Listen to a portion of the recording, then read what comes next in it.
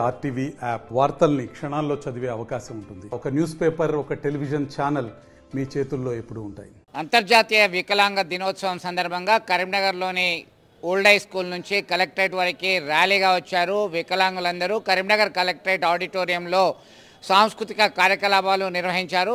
పెద్ద ఎత్తున తరలి వచ్చి వారు ఆటపాటతో వేడుకలు నిర్వహించుకున్నారు. జిల్లా కలెక్టర్ ఆధ్వర్యంలో ఇవన్నీ జరిగాయి. దాంతో జిల్లా కలెక్టర్ ప్రత్యేక శ్రద్ధ చూసుకొని అందులో పాఠశాలలో షూ పంపిణీ చేశారు. విద్యార్థులంతా ఆసక్తిగా పాల్గొన్నారు. దీంతో ఇతర ప్రాంతాల నుంచి కూడా పెద్ద ఎత్తున తరలి వచ్చారు. చాలామంది బెనిఫిట్స్ పొందుతున్నారు. ఇంకా రాని వాళ్ళకు ప్రయోజనాలు కలిగించడానికి ప్రభుత్వం సిద్ధంగా ఉంది అని కలెక్టర్ ఆమె హామీ ఇవ్వడం జరిగింది. మొత్తం మీద ఉమ్మడి కరీంనగర్ జిల్లా వ్యాప్తంగా ఇంటర్నేషనల్ డిజేబుల్డ్ డే అనేది ఘనంగా నిర్వహించారని చెప్పుకోవచ్చు. అంతర్జాతీయ దివ్యాంగుల దినోత్సవం సందర్భంగా శుభాకాంక్షలు తెలియచేస్తున్నా. 2 నిమిషాలే మాట్లాడతాను, ఎందుకంటే చాలా చక్కటి కార్యక్రమం ఇంకా ముందుకి ఉంది. 2-3 చక్కటి డాన్స్ పర్ఫార్మెన్స్ కూడా మనం చూడడం జరిగింది.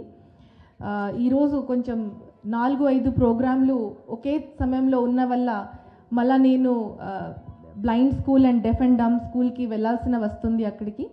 సో కాబట్టి చిన్నగా మాట్లాడుతూ ముగిస్తాను.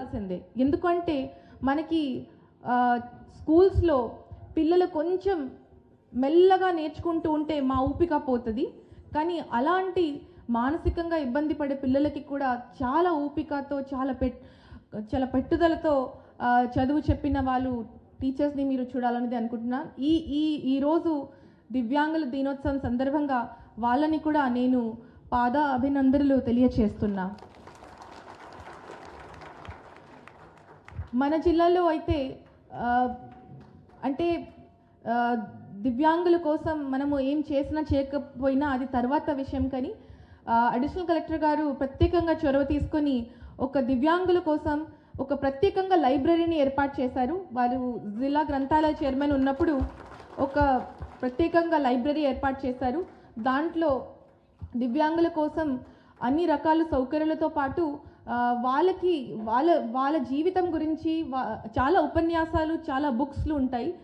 వీలైనప్పుడు ఒకసారి అది కూడా మీరు అందరూ చూడాలనేది నేను కోరుకుంటున్నా.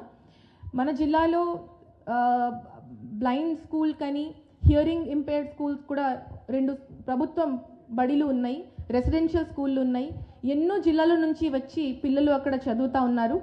దానికోసం కూడా మాకు వీలైన వాటికి మనము చిన్న ప్రయత్నాలు వాళ్ళ జీవితాన్ని మంచి చేయడానికి మన వైపు నుంచి కూడా చిన్న ప్రయత్నాలు చేస్తూ ఉన్నాము.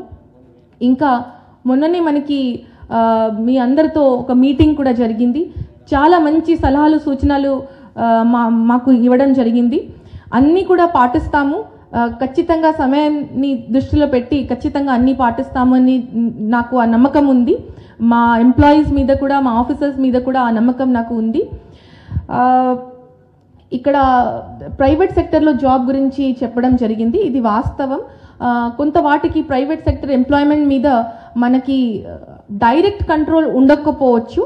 అయినప్పటికీ కూడా ప్రతిసారి అంటే ఈ విషయం మీ దృష్టిలో ఉండకపోవచ్చు, కానీ ప్రతిసారి మన దగ్గర ఉన్న లిస్టులు వాళ్ళకి మనము జిఎం ఇండస్ట్రీస్ ద్వారా పంపిణీ చేస్తూ ఉన్నాము.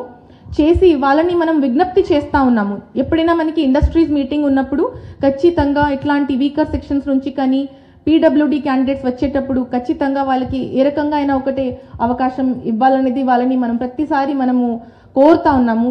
ఇంకా కూడా మీ చెప్పే బట్టి వాళ్ళతో ఫాలో అప్ చేస్తామని ఆ మాట ఇస్తున్నాము.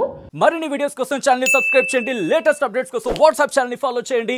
అండ్ లింక్ డిస్క్రిప్షన్ లో ఉంది.